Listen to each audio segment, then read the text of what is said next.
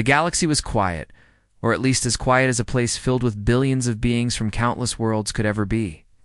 For decades, humanity had been trying to find its footing among the stars.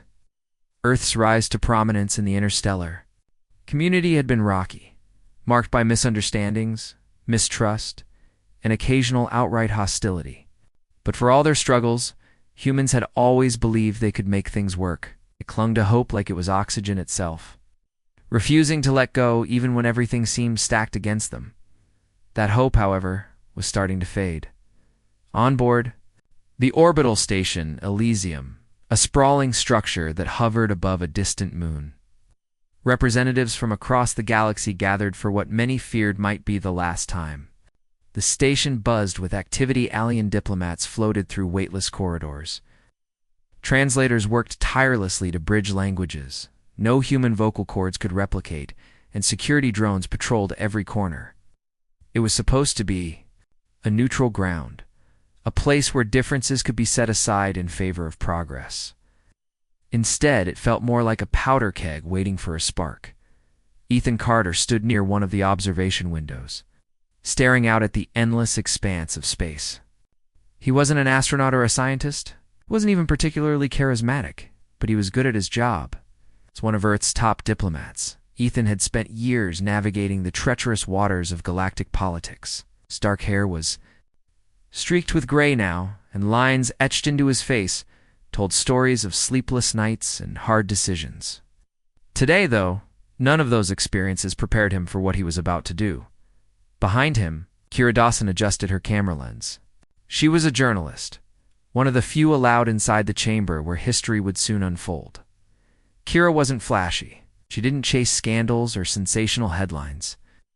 What she cared about were the truths people tried to hide the cracks.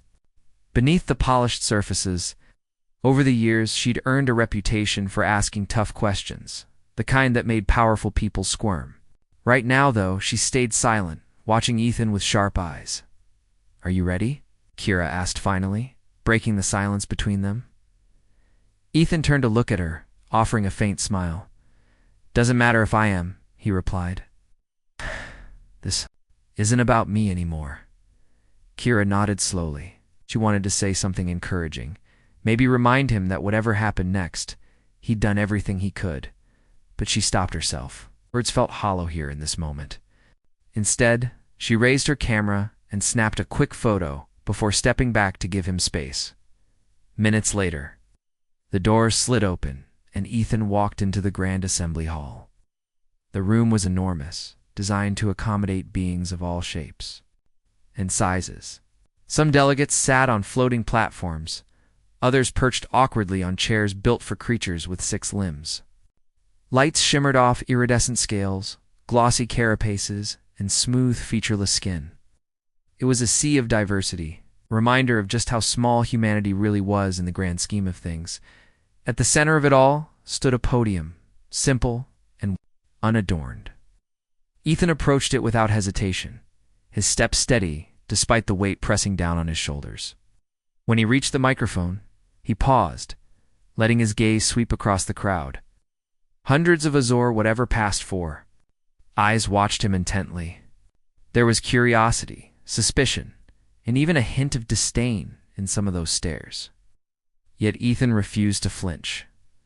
"My fellow members of the Galactic Council," he began, his voice calm and clear. "Today marks a turning point, not just for humanity, but for all of us gathered here. We have come together countless times over the years, seeking common ground, striving for peace, and yet, despite our best efforts, we find ourselves further apart than ever." A murmur rippled through the audience, but Ethan continued undeterred. "We entered these talks with open hearts and open minds, hoping to build a future where cooperation replaced conflict. But what we found instead is a system that demands compromise after compromise, while offering little in return. Humanity has given and given, only to be met with skepticism and resistance at every turn." He took a deep breath, steeling himself for what came next. "And so, after much deliberation, we have made a decision. Effective immediately, humanity will withdraw from these peace talks. We cannot continue to participate in a process that fails to recognize our worth or respect our autonomy. The reaction was immediate. Gasps echoed throughout the chamber, followed by a cacophony of voices speaking in dozens of languages. Translators scrambled to keep up, their screens flashing. With rapid-fire updates? Across the room, Kira captured it, all the shock, the anger, the disbelief. She zoomed in on a group of delegates huddled together, whispering furiously. One of them, a tall serpentine creature with glowing green eyes, looked ready to lunge at Ethan, but Ethan remained composed. He waited patiently for the commotion to die down before delivering his final words. This is not a declaration of war, nor is it an act of defiance. It is simply a recognition of reality. Humanity must chart its own course now. Perhaps in time we can find a way forward together. Until then, we wish you well. With that, he stepped away from the podium and walked out of the chamber, leaving chaos in his wake. Back outside, Kira caught up with him as he leaned against a wall, visibly drained. You did it, she said softly. Yeah, Ethan replied, running a hand through his hair. Now comes the hard part. Kira hesitated before speaking again. Do you think they'll understand? Or are we making a huge mistake? Ethan glanced at her, his expression unreadable. Honestly, I don't know. Maybe both. Either way, there's no going back now. As they stood there in silence, the enormity of what had just happened settled over them like a heavy blanket.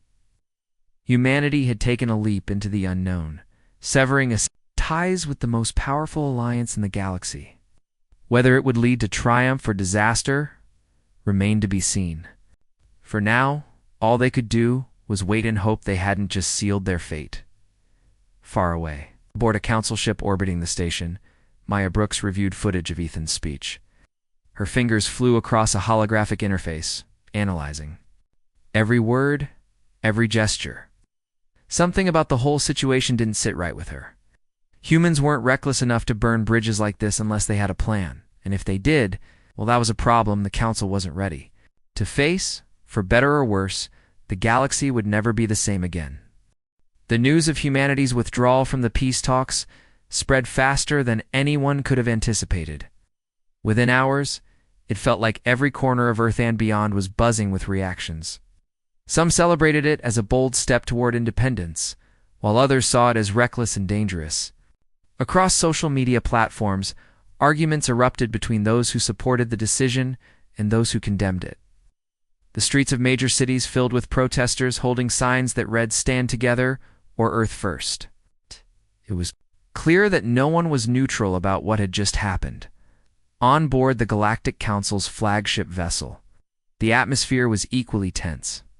Delegates gathered in small clusters, exchanging heated whispers. In one corner of the observation deck, Liam Torres paced back and forth, his tail flicking in agitation.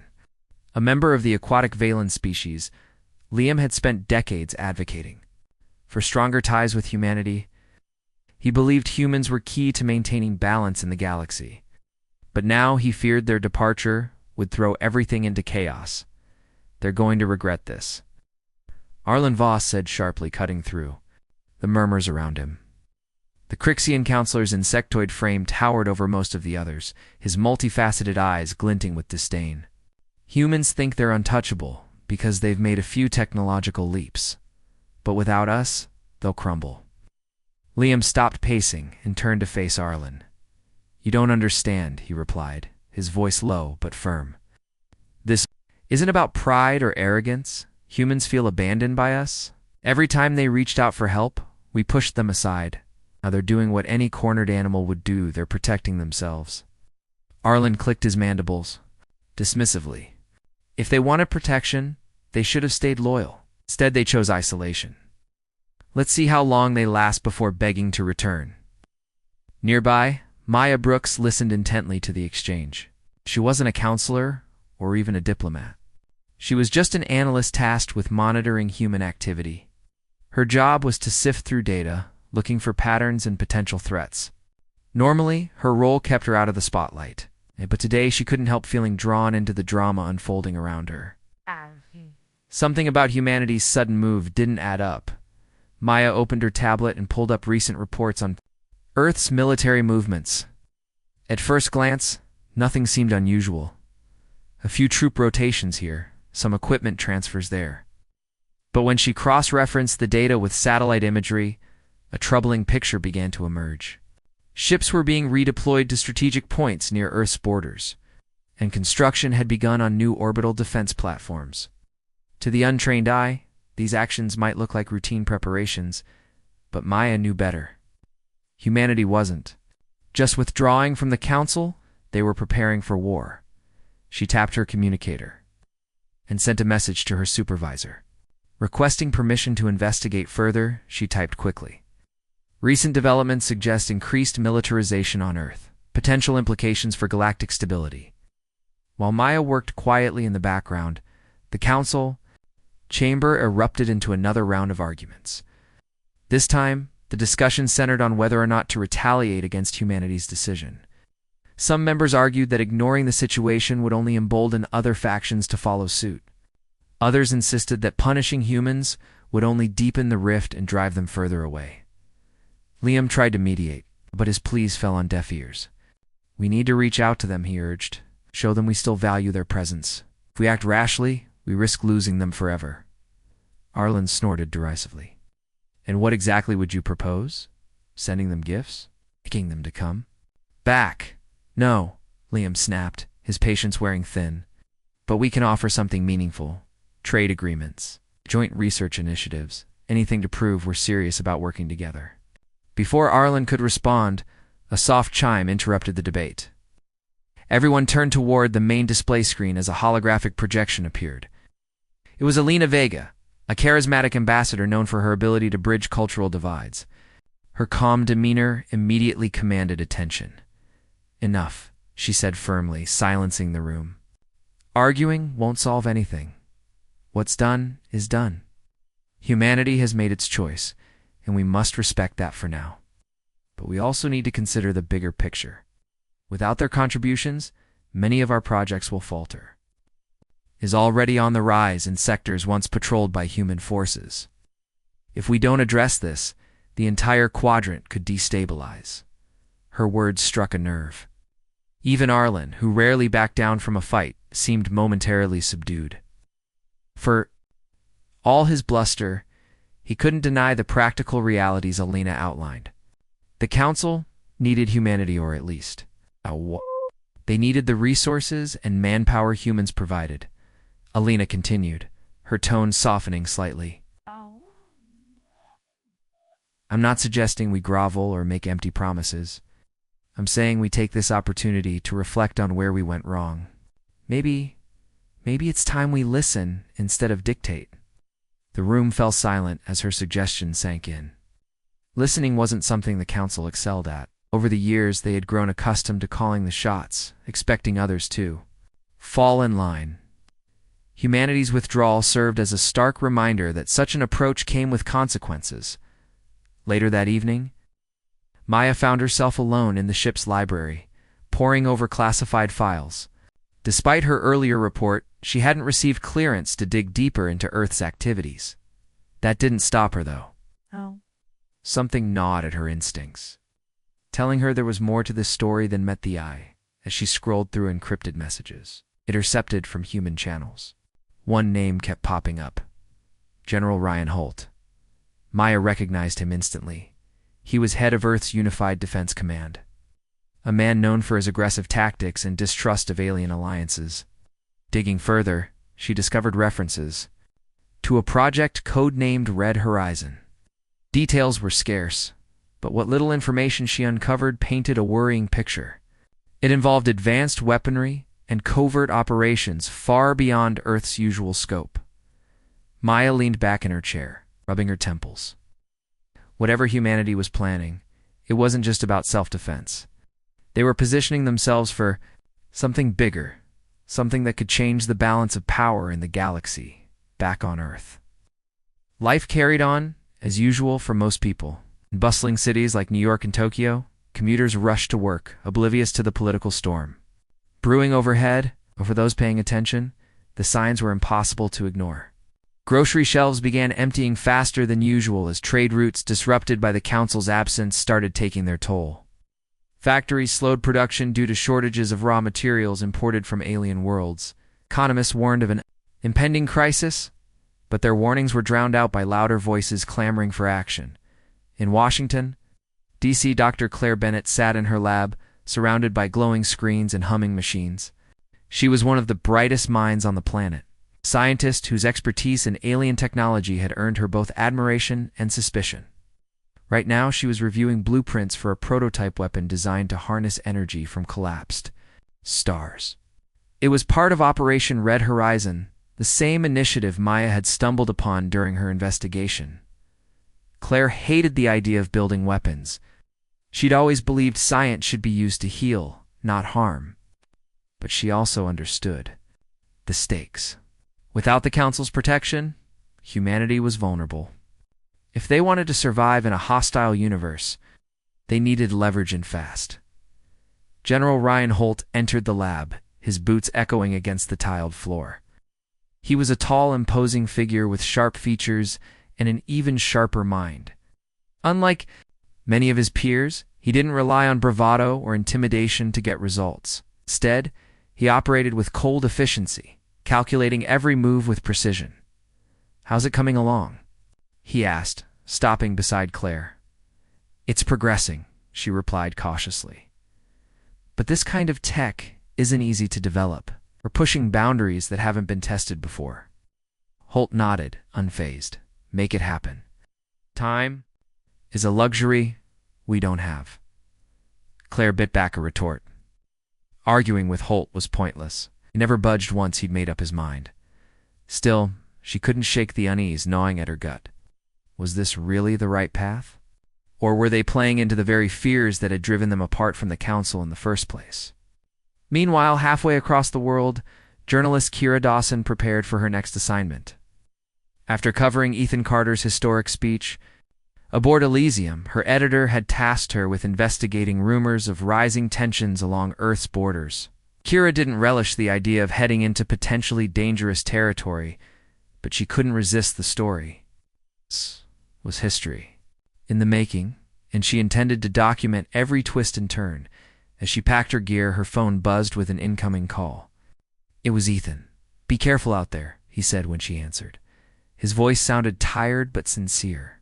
"Things are heating up faster than we expected." "I'll be fine," Kira assured him. "Just doing my job." Ethan hesitated before speaking again. "Listen, if you hear anything unusual, anything at Allie, want you to let me know immediately. Trust your instincts." Kira frowned. "What do you mean unusual?" "I can't explain right now," Ethan admitted. "Promise me you'll stay alert." "Okay," she said slowly. "Promise." The days following humanity's withdrawal from the Galactic Council felt like a strange mix of calm and chaos. On Earth, life continued as usual for most people. Farmers tended their fields, shopkeepers opened their stores, and children played in parks under the warm sun. But beneath this ordinary surface, tension simmered. News outlets buzzed with speculation about what would happen next. Politicians debated whether the decision to leave was wise or reckless. Economists warned of shortages as trade routes once secured by the Council began to falter. For many, it felt like standing on the edge of a cliff, unsure if they'd fall or find solid ground, in secret locations far from public view. However, the real action was unfolding. Beneath the red sands of Mars, General Ryan Holt gathered his top advisors in a hidden command center. The room was dimly lit, with holographic displays floating above a circular table. Maps of star systems blinked with glowing markers, showing troop movements and supply lines. Every detail mattered in Operation Red Horizon, a plan so ambitious that even some of Holt's closest allies questioned its feasibility. "We're running out of time," Holt said, his voice cutting through the low hum of conversation. He stood at the head of the table, his sharp eyes scanning the faces around him. "If we don't act soon, the Council will realize just how vulnerable we are, and then they'll strike." Dr. Claire Bennett shifted uncomfortably in her seat. She had been working non-stop for weeks, pouring every ounce of her energy into developing the prototype weapon central to Red Horizon. It was a device capable of harnessing energy from collapsed stars, powerful enough to disable entire fleets in seconds. Oh. but progress came at a cost. Sleepless nights blurred together, and her hands trembled slightly when she wasn't holding on to something steady. "General," she began cautiously, "this technology isn't ready yet. Rushing it could lead to catastrophic failures." Holt turned to face her, his expression unreadable. "We don't have the luxury of waiting, Doctor. You've seen the reports. Piracy is escalating near our borders. Rogue factions are testing us, seeing how far they can push before we respond. If we show weakness now, we lose everything."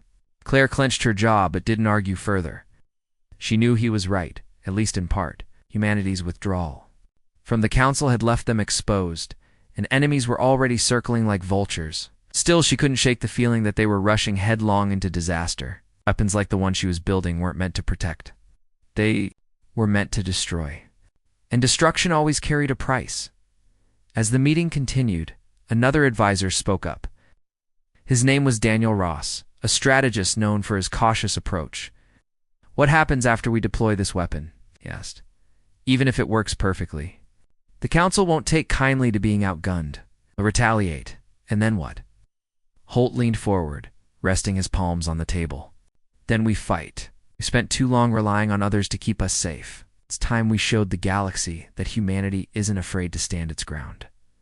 The room fell silent. Everyone present understood the gravity of Holt's words.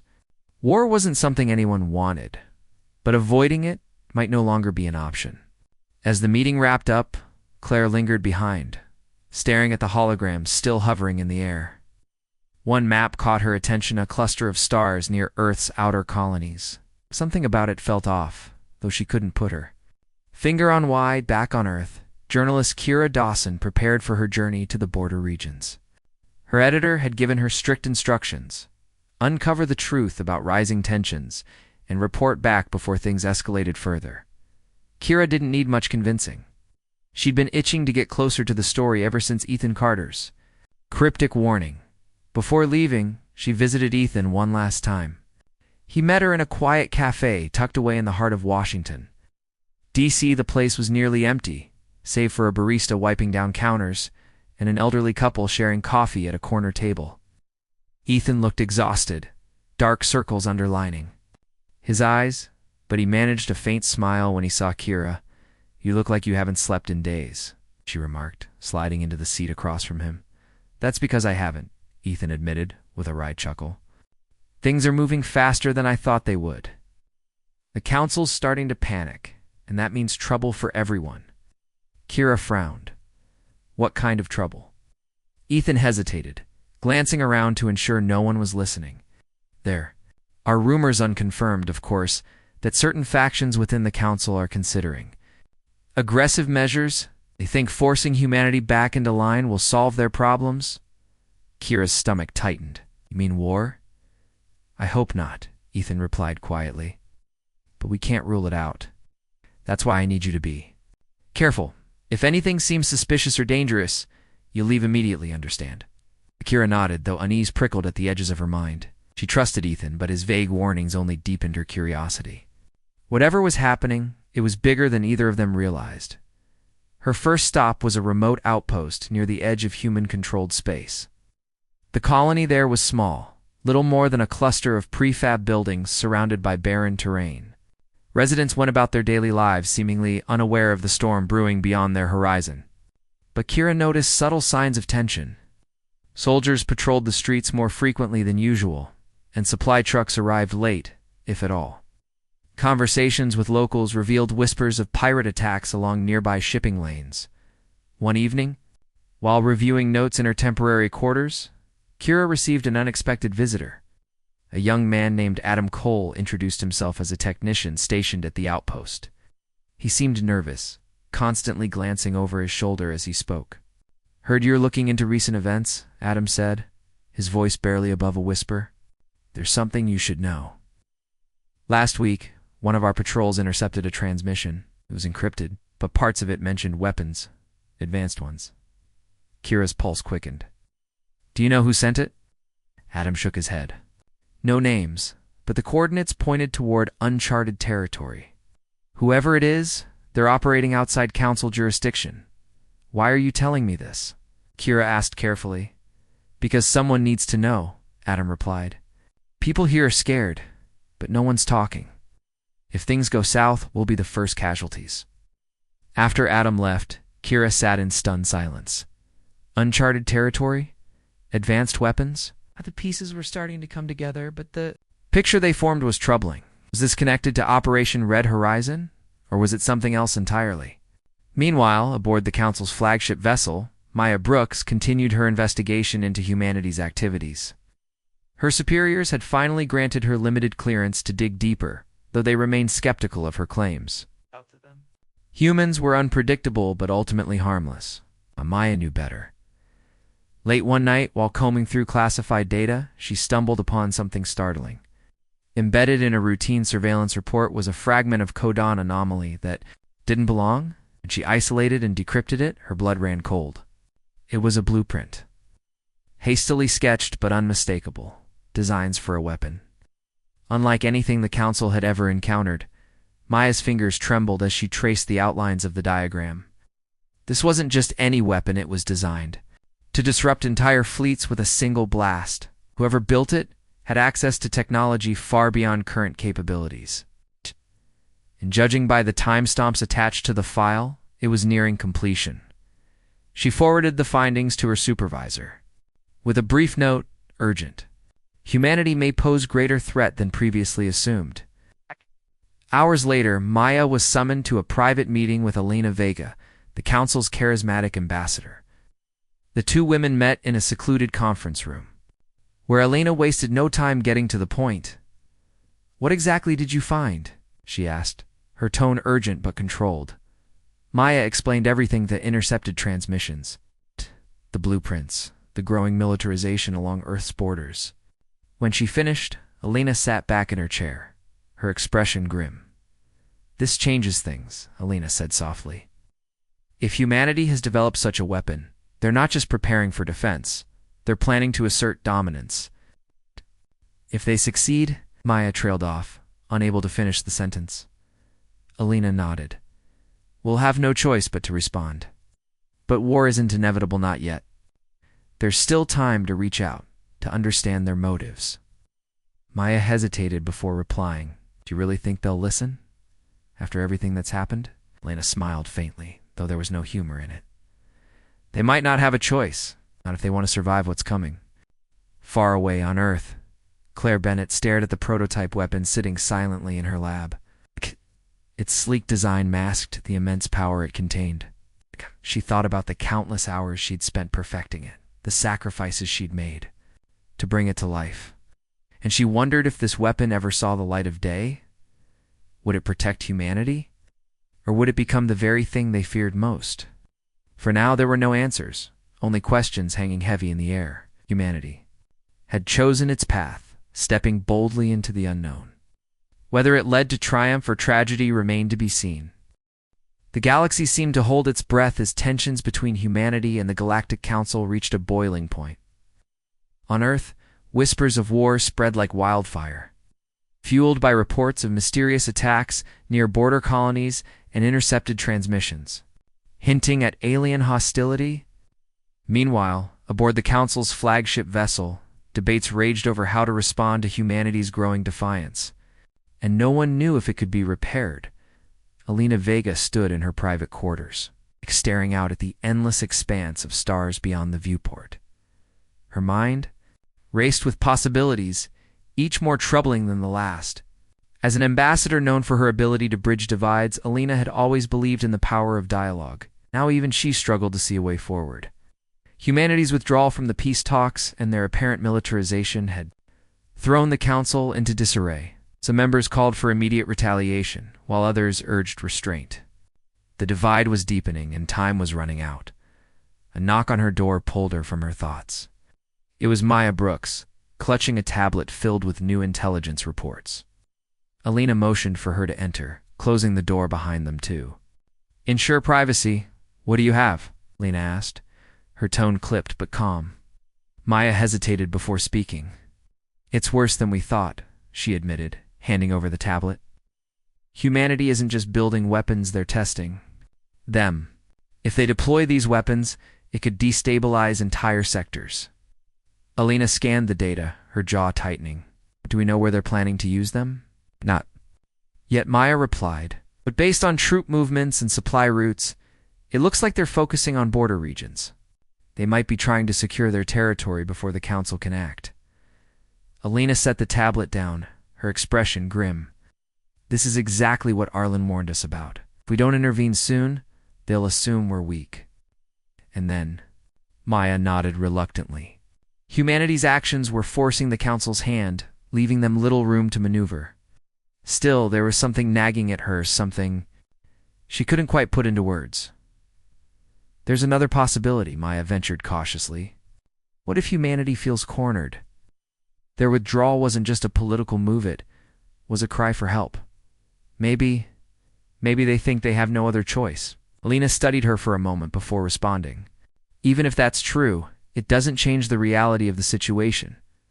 We can't afford to wait and see what happens next, not when so much is at stake.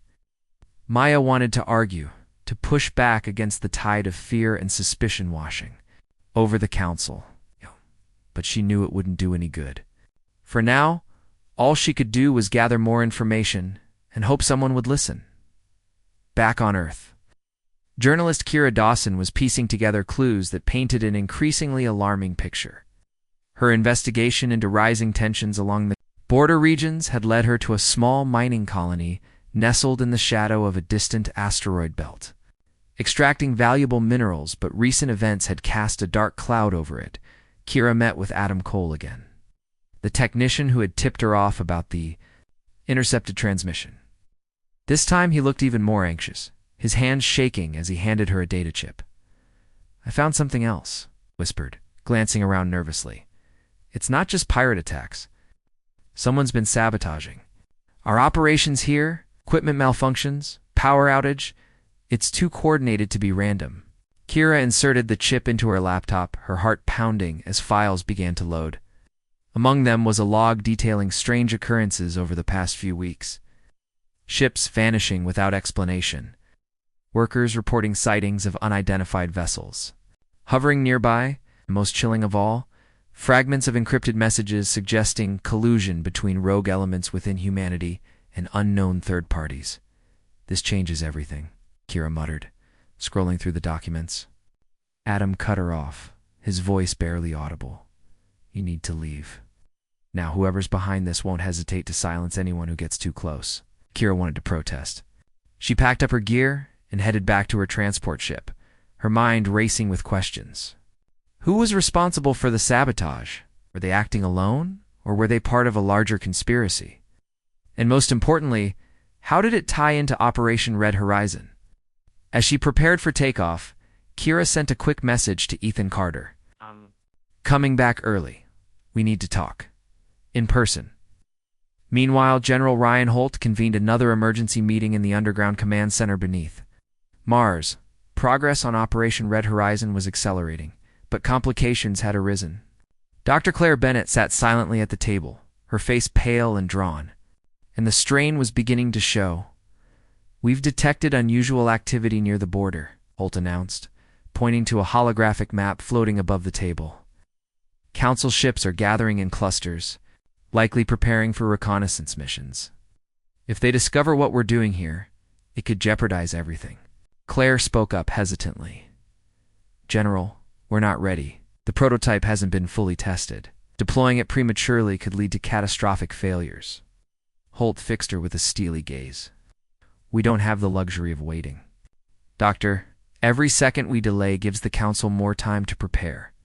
If we strike first, we can neutralize their advantage. But at what cost? Claire countered, her voice trembling. This weapon wasn't designed to start wars, it was supposed to protect us. Before Holt could respond, Daniel Ross interrupted. There's another issue, he said, pulling up additional data.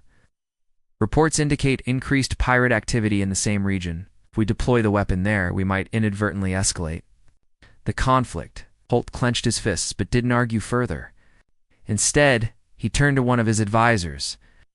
Get me a full assessment of Council movements. I want to know exactly where they are and what they're planning. Till then, we proceed as scheduled. After the meeting ended, Claire lingered behind. Staring at the glowing map, her thoughts drifted to the countless lives that depended on the decisions being made in this room. Was she complicit in creating a monster? Or was she simply doing her job, trying to protect her people?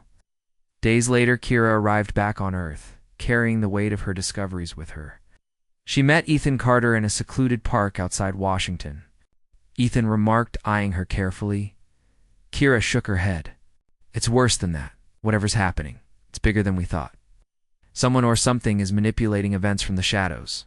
Sabotage, encrypted messages, rogue factions. I don't know who to trust anymore. Ethan listened intently, his expression growing darker with each word. Without evidence, no one will believe us. Not the council, not even our own people. I know, Kira replied, but finding it won't be. Ethan placed a reassuring hand on her shoulder. Then we'll start digging. Together. On board the council's flagship vessel, Alina Vega prepared for a bold move. After presenting her findings to key members of the council, she proposed sending an emissary to reopen negotiations with Earth. It was a risky gambit, especially given the current climate, but Alina believed it was their best chance at avoiding disaster. If we extend an olive branch now, while tensions are still high, we might be able to prevent further escalation, she argued during a closed-door session. But if we wait until after violence breaks out, it may be too late. Her surprise, Liam Torres agreed wholeheartedly. They're scared and desperate. If we show them we're willing to listen, they might meet us halfway.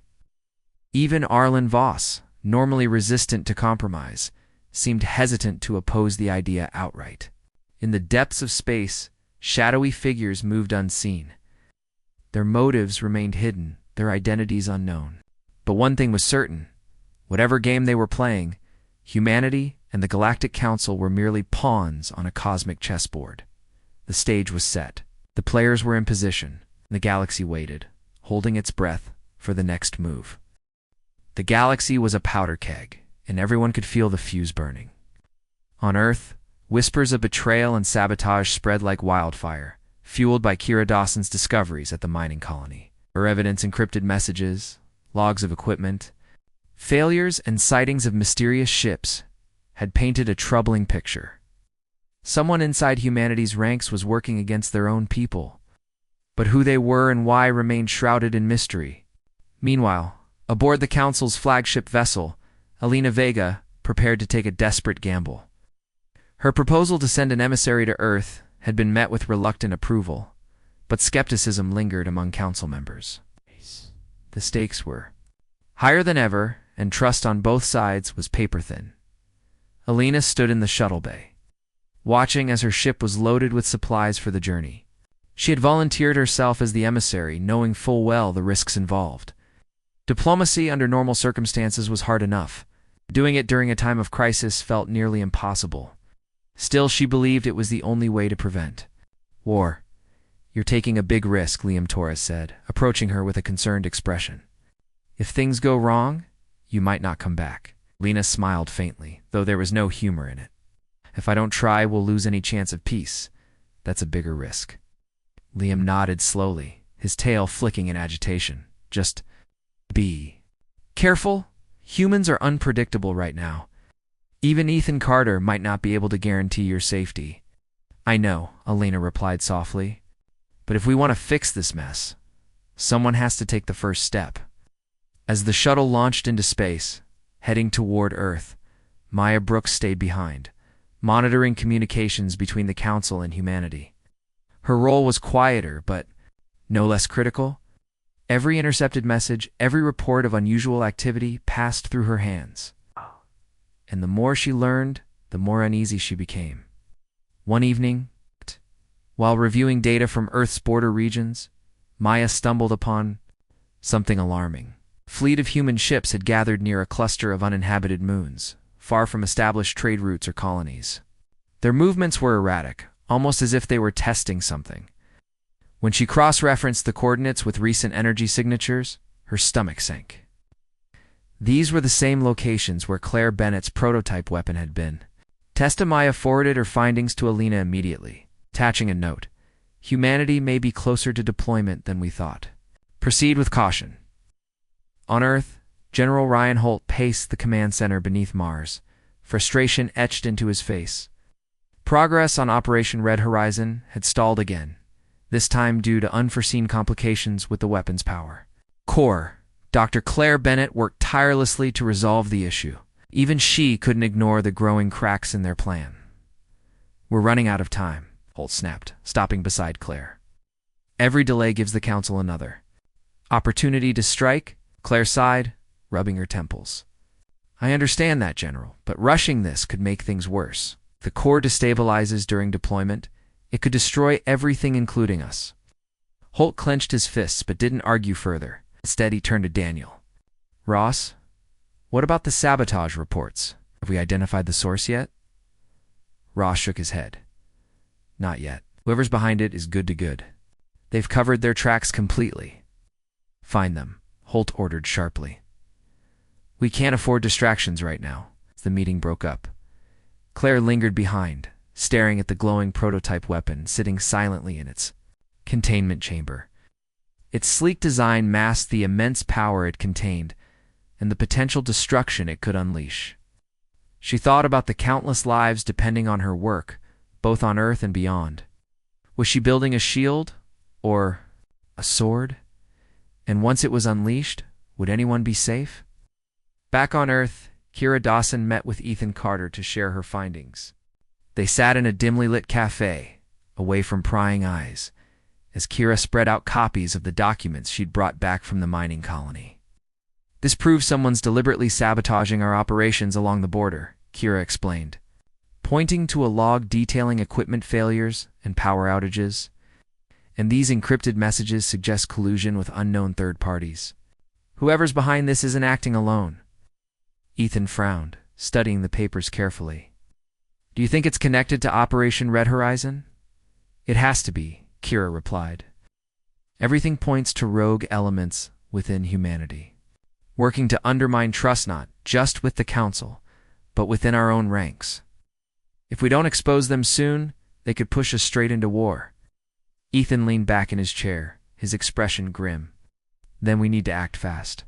But how do we prove it without tipping off whoever's responsible? Kira hesitated before answering. We start small. Leak parts of this information to trusted sources, people who can help us dig deeper without drawing attention. Have enough evidence? We go public. Ethan nodded reluctantly. It was risky, but they didn't have many options left. As they finalized their plan, Kira couldn't shake the feeling that time was slipping through their fingers. Meanwhile, Alina. Vega arrived on Earth under tight security, escorted by a small fleet of council ships. Her arrival sparked immediate controversy. With protests erupting outside government buildings and debates raging in media outlets, some accused her of spying. Others saw her visit as a sign of weakness. Despite the backlash, Ethan Carter arranged for her to meet him in a neutral location, a quiet park on the outskirts of Washington, D.C. When Alina stepped out of her car, Ethan greeted her with a cautious smile. Welcome back, he said, extending a hand. Thank you, Alina replied, shaking it firmly. Though I'm not sure how welcome I really am. Ethan chuckled dryly. Politics aside, we both know why you're here. Let's get to work. They walked together, discussing the growing tensions between humanity and the Council. Alina explained the Council's concerns about militarization and hinted at rumors of advanced weaponry being developed on Earth. Ethan listened intently, choosing his words carefully. I won't deny that we're preparing for the worst, he admitted finally. But that doesn't mean we want war. Humanity withdrew because we felt abandoned, not because we wanted to fight. Alina nodded, though doubt lingered in her eyes. If that's true, then prove it. Shh. Still willing to cooperate? Otherwise, all we have is suspicion and fear. Before Ethan could respond, Kira approached them, holding a tablet filled with new evidence. You should see this, she said urgently, handing it over. Ethan scanned the documents quickly, his expression darkening. This changes everything, he muttered.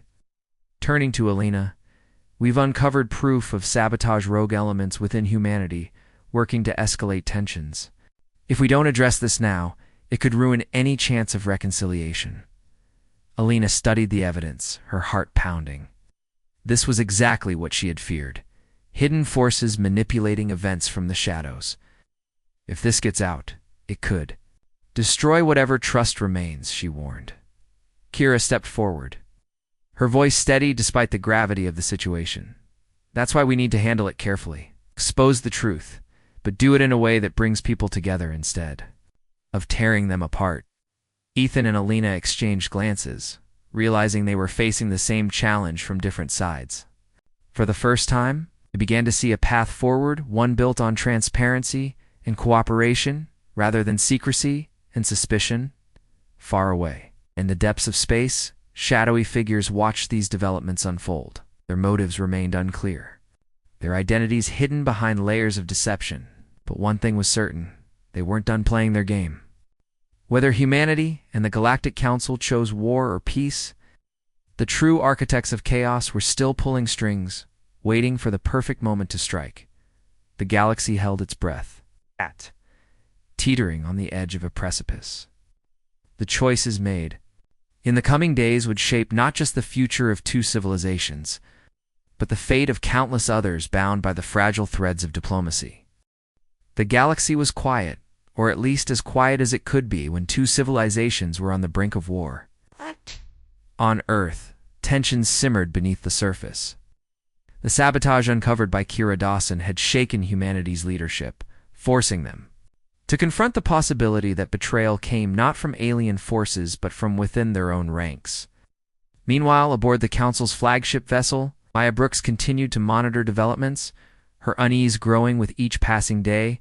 The fragile threads of trust between humanity and the Galactic Council were fraying, and time was running out to mend them. Alina Vega's arrival on Earth marked a turning point. Her meetings with Ethan Carter and Kira Dawson had revealed uncomfortable truths about rogue elements working to escalate tensions. But instead of retreating into fear and suspicion, both sides chose to face the challenge head-on. It wasn't easy. Every step forward felt like wading through quicksand, but for the first time in months, there was hope. Ethan stood in a conference room deep underground, surrounded by advisors and key figures from Earth's government. Kira sat nearby, clutching her tablet filled with evidence of the sabotage plot. The mood was tense, but determined. "We can't keep this hidden," Ethan said firmly, addressing the group. "If we expose the truth now, we might still salvage our relationship with the Council. If we wait too long, we risk losing everything." One of the advisors, an older man named Robert Hale, frowned deeply. "You're talking about airing our dirty laundry in front of the entire galaxy. Do you have any idea what that will do to public morale? People are already scared enough." "It's better than letting them think we're the bad guys," Kira interjected. "If we come clean about the sabotage and show we're taking steps to stop it, we'll prove we're serious about peace." Robert opened his mouth to argue, but another voice cut him off. It was Claire Bennett, who had joined the meeting after being briefed on the situation. "She's right," Claire said quietly. "We've spent so much time preparing for war that we've forgotten how to build trust. This is our chance to change that." Ethan nodded, grateful for the support. Then it settled. "We'll release the information publicly and invite the Council to collaborate on rooting out the saboteurs. Together, we can send a message that humanity values cooperation over conflict." It's on board the Council's flagship vessel, Alina Vega reviewed the latest updates from Earth. Maya Brooks had forwarded the documents provided by Kira, along with a detailed analysis of their implications. As Alina read through the files, her heart sank. The sabotage plot was far more extensive than she'd imagined, involving high-ranking officials and covert operatives spread across multiple systems. "This changes everything," Alina murmured. Leaning back in her chair, she turned to Maya, who stood nearby, watching her closely. "These rogue elements succeed. They'll destroy any chance of reconciliation, not just between humanity and the Council, but among humanity itself." Maya nodded grimly. "What do you want to do?" Lena hesitated only briefly before responding. "We need to act quickly. Contact Liam Torres and the other Council members. Tell them we're moving forward with full transparency. Humanity has taken the first step. Now it's our turn." As Maya relayed the message, Alina prepared for what lay ahead, Trust didn't come easily in the galaxy, especially during times of crisis. But if anyone could bridge the gap between suspicion and understanding, it was her. Back on Earth, the announcement came as a shock to the public. In a live broadcast watched by billions, Ethan Carter addressed the planet, laying bare the details of the sabotage plot. He spoke plainly, without sugarcoating the gravity of the situation. Over the past weeks, we've uncovered evidence of a coordinated effort to undermine humanity's stability and push us toward war, Ethan explained, his tone steady despite the weight of his words. These actions did not originate from alien forces, but from individuals within our own ranks. Rogue elements seeking to destabilize our alliances and sow chaos. He paused, letting the magnitude of the revelation sink in. We cannot allow fear and mistrust to dictate our future. That is why we are reaching out to the Galactic Council, inviting them to work with us to root out these saboteurs and restore peace. This is not just about humanity, it's about ensuring a safer, stronger galaxy for all of us. The response was immediate and overwhelming. Social media erupted with reactions ranging from anger to relief.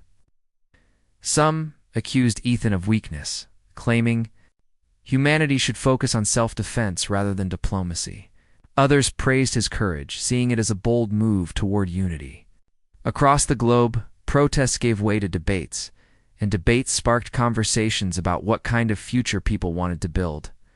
Kira watched the fallout unfold from her apartment, scrolling through endless streams of comments and news articles. For once, she felt a flicker of optimism. Exposing the truth hadn't solved everything.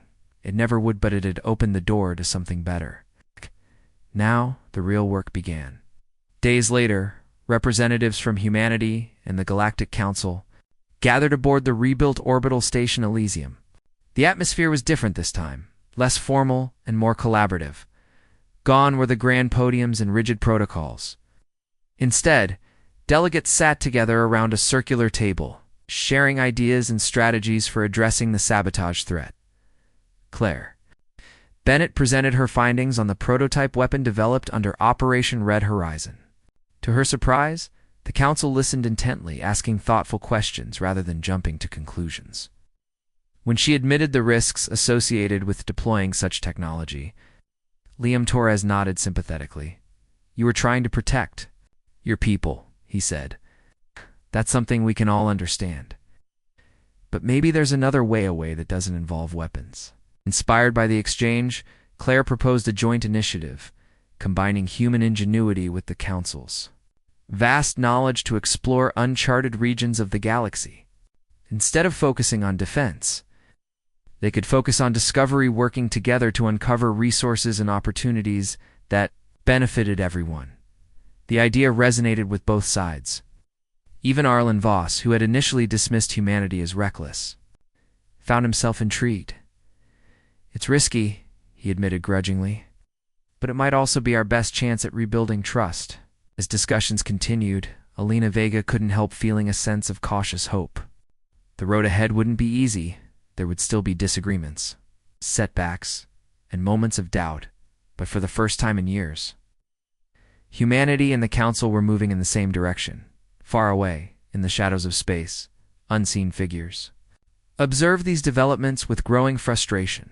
Their plans had been disrupted, their carefully laid schemes exposed. But they weren't finished yet. Betrayal and manipulation were tools they wielded with precision. They knew how to adapt. For now, though, the galaxy breathed a collective sigh of relief. Humanity and the Galactic Council had taken a leap of faith, choosing collaboration over conflict. Whether it would lead to lasting peace remained uncertain. But one thing was clear: the seeds of change had been planted. Kira Dawson stood on a balcony overlooking Washington, D.C., watching the sun dip below the horizon. She thought about everything that had happened, the betrayals, revelations, the sacrifices, and allowed herself a rare moment of reflection. The galaxy was vast and unpredictable, filled with challenges no one could foresee. But if humanity and its allies could face those challenges together, perhaps anything was possible. Behind her, Ethan approached, joining her in silence for a few moments before speaking. "Do you think we did the right thing?" he asked softly. Kira smiled faintly. I think we gave ourselves a fighting chance. And sometimes, that's all we can ask for. Together, they gazed out at the stars, knowing the journey was far from over, but hopeful that the hardest part was behind.